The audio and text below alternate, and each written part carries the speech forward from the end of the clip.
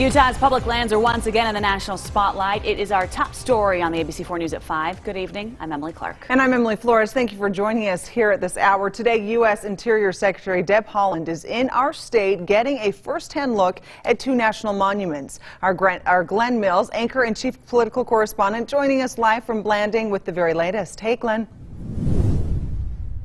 Hey, Emily, good evening to you. The Secretary is here as part of an executive order signed early on by President Joe Biden. She's here to do two things: to review the boundaries of both Bears Ears and Grand Staircase Escalante, and even more importantly, to meet with local stakeholders. And this is a very diverse group with vast opinions out there on Utah's public lands. So how did we get to this point? Well, we need to go back a few years, and then we'll go back even a little further. But back in 2017, I was here in Blanding once again, covering it when Secretary Ryan Zinke came to town. And what happened at that point, we know, is that President Trump drastically reduced the size of both of those national monuments. Now, going back even further, Grand Staircase was originally designated by President Clinton. That included some 1.8 million acres of land. President Obama designated about 1.3 million acres for Bears Ears.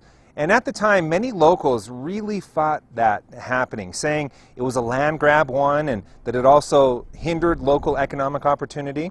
So President Trump shrunk Grand Staircase to about half the size and Bears Ears to about 200,000 acres. And then that led to this argument, that it left sacred lands unprotected. Now, the Biden administration is considering its next move. So it's important that the president get this right. Yesterday and today, I spent time on the land. I looked at pictographs, vistas that take your breath away. I have spoken with other folks who have said this is an extremely special place. And so it's pretty clear that people everywhere have a feeling about this area. More than anything, I think the takeaway from our meetings over the past 24 hours are that we want to try to take the divisiveness out of this as much as we possibly can. We know that that's probably impossible, but that there are better ways to do this.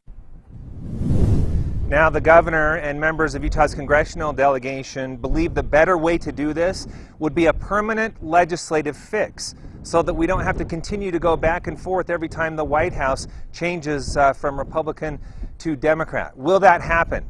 Well, that's still yet to be seen, but there are a number of possibilities.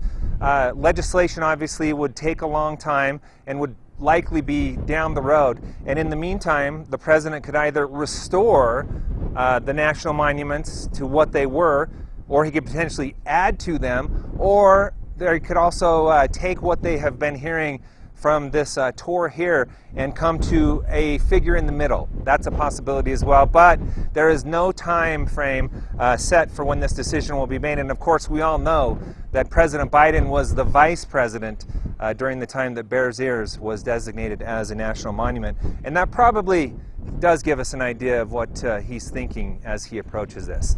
Live in Blanding, Glenn Mills, ABC4 News.